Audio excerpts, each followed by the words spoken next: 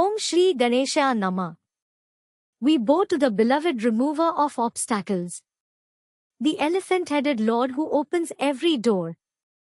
Tonight, we enter the sacred space of Aarti, the most cherished form of Hindu worship. In temples across India, as evening falls, bells begin to ring. Devotees gather with folded hands. The priest lifts the Aarti plate high. 5 wicks burn bright with ghee. The flame dances in circular motions before the deity. This is Aarti, the offering of light to light itself. And no Aarti resonates through Indian homes like Jai Ganesh Deva. These simple words carry the devotion of millions. Children learn this melody before they can walk. Grandmothers hum it while cooking. It flows like a river of love toward Vigneshwara.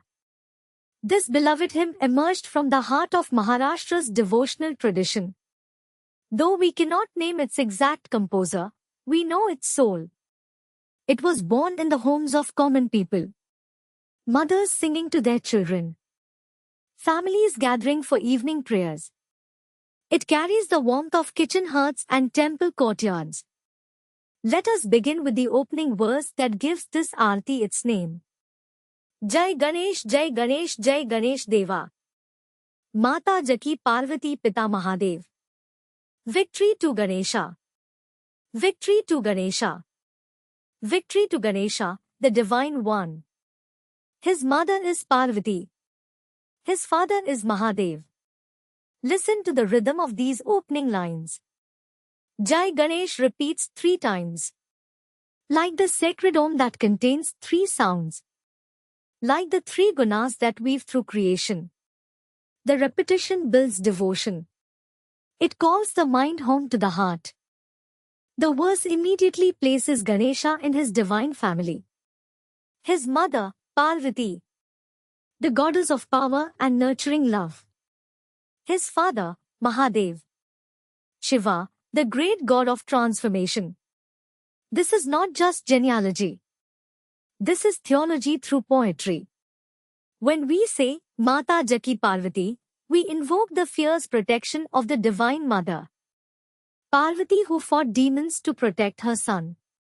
Who stood guard at the door when Shiva was away. When we say, Pita Mahadev, we call upon the cosmic consciousness. The destroyer of ignorance. The Lord of dance and meditation. Ganesha carries both energies. His mother's fierce love. His father's transcendent wisdom. This is why he can remove any obstacle. He has the power to act and the wisdom to discern. Ekdant Dayavant Char Bhujadhari. Mathe par tilak sohe moose ki savari. One-tusked and compassionate, bearing 4 arms. On his forehead shines the tilak mark. He rides upon a mouse. Now the hymn paints Ganesha's divine form. Each detail carries deep meaning. Ekdant means one-tusked. But why does Ganesha have only 1 tusk? The Puranas tell us this story. Once, the sage Vyas approached Ganesha with a request. Lord, I wish to dictate the great epic, the Mahabharata.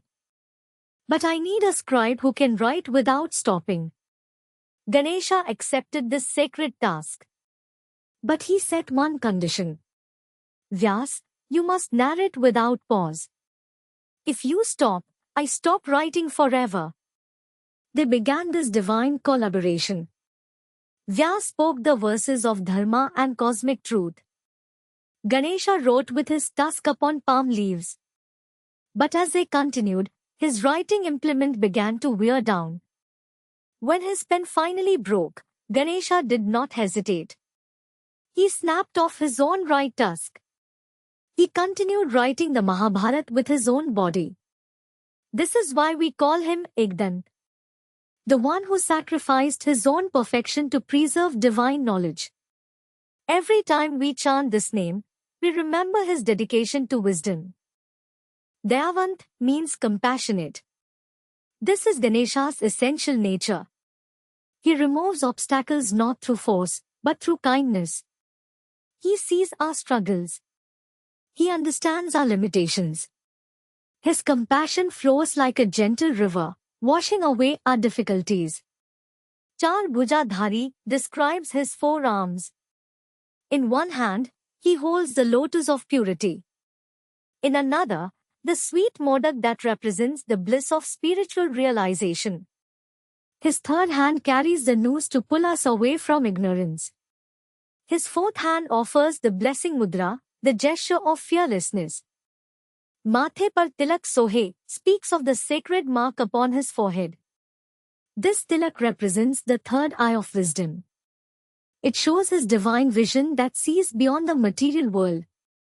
When devotees apply tilak to their own foreheads, they invoke the same inner sight. And Moose Ki Savari reveals his most surprising aspect. The mighty elephant god rides upon a tiny mouse. How can this be? This is one of Hinduism's most profound symbols. The mouse represents the mind. Quick, restless, always seeking, always consuming. The elephant represents wisdom.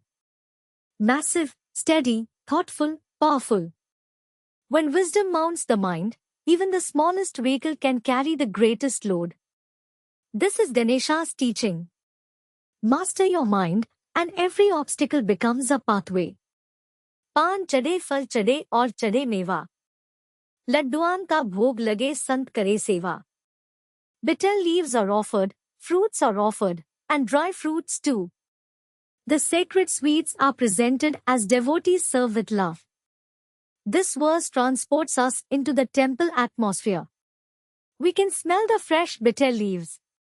See the colorful fruits arranged on banana leaves. Feel the devotional energy of offering. Pan chadhe refers to bitter leaves, but these are special pan. 21 leaves arranged in a specific pattern.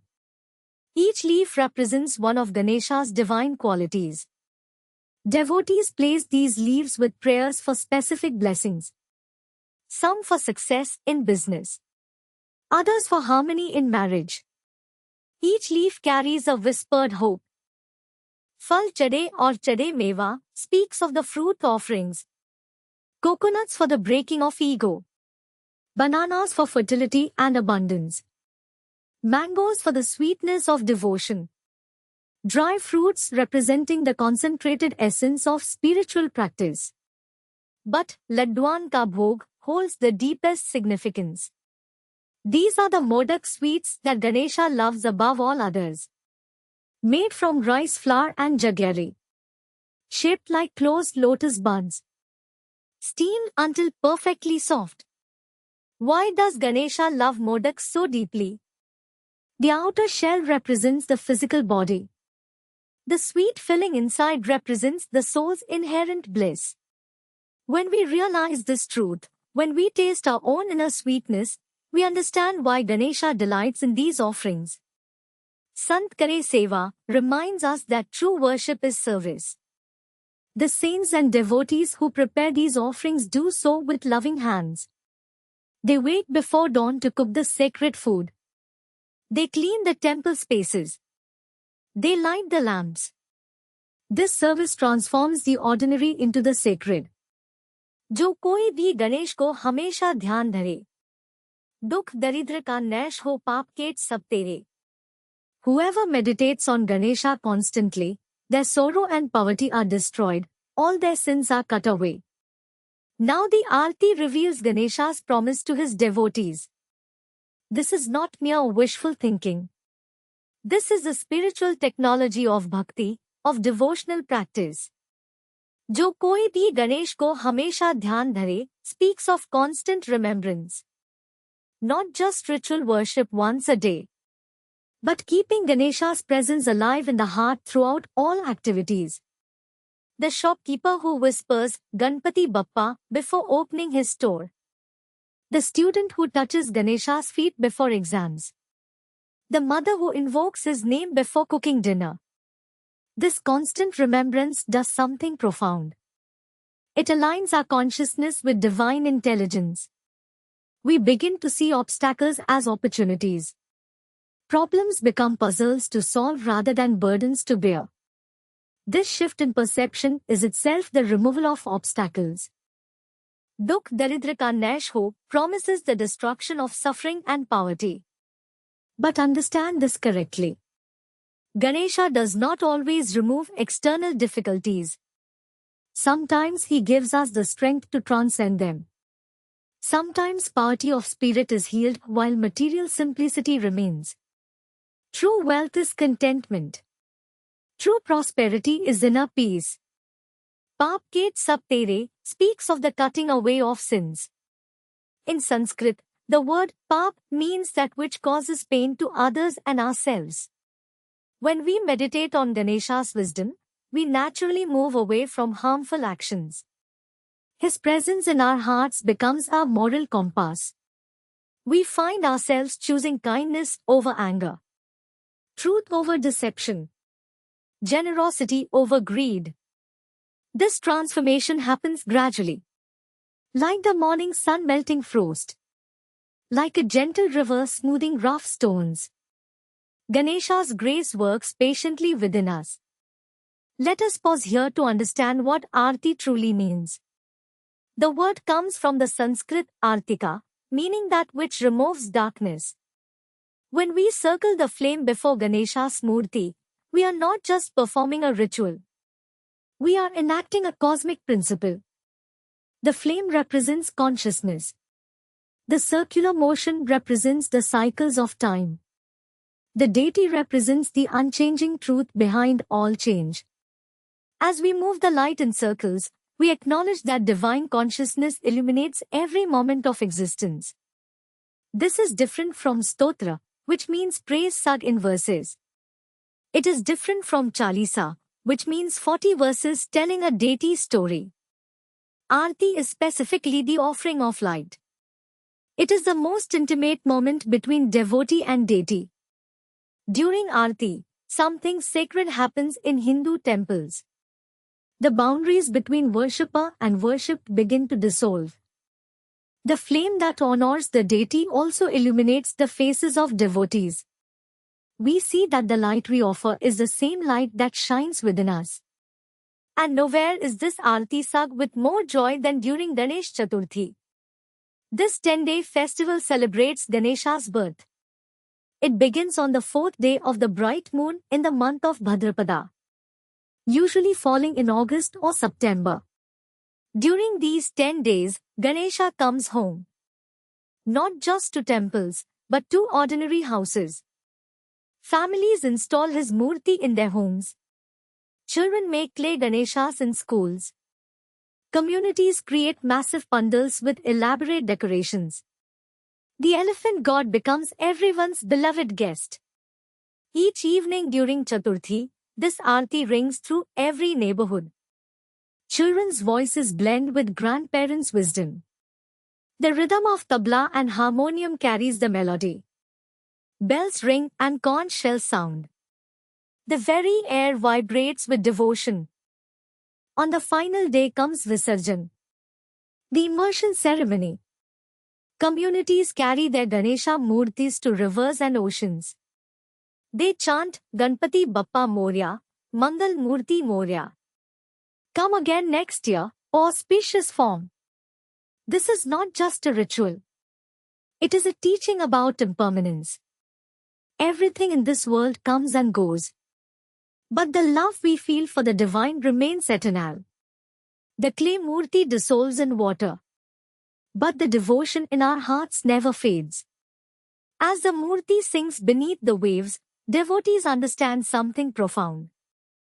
Ganesha was never confined to that clay form. He lives in the heart of every sincere seeker. He dwells in the space between question and answer. He resides in the pause before every new beginning.